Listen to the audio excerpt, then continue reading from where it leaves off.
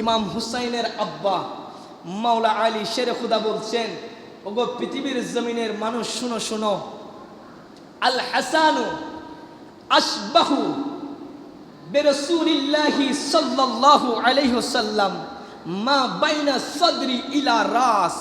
ও পৃথিবীর জমিনের মানুষ, অন্য কারো সার্টিফিকেট লাগবে না, আমি বাবা খুদ সার্টিফিকেট দিচ্ছি।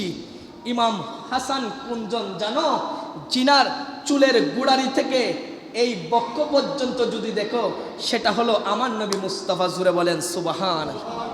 চুলের গুড়ালি থেকে বক্ষ পর্যন্ত হুবহু শেকেলে মুস্তাফা। আর ইমাম হুসাইন কোনজন জানো? ওয়াল হুসাইনু আশবাহু বিনবী সাল্লাল্লাহু আলাইহি ওয়াসাল্লাম মা কানা আসফালা মিন যালিক। ও পৃথিবীর জমিনের মানুষ, ইমাম হুসাইন কোনজন জানো? যে হুসাইনের বক্ষ থেকে পায়ের তালু পর্যন্ত আগা গুড়া শেকেলে মুস্তাফা। জুড়ে বলেন সুবহানাল্লাহ। কি মানি?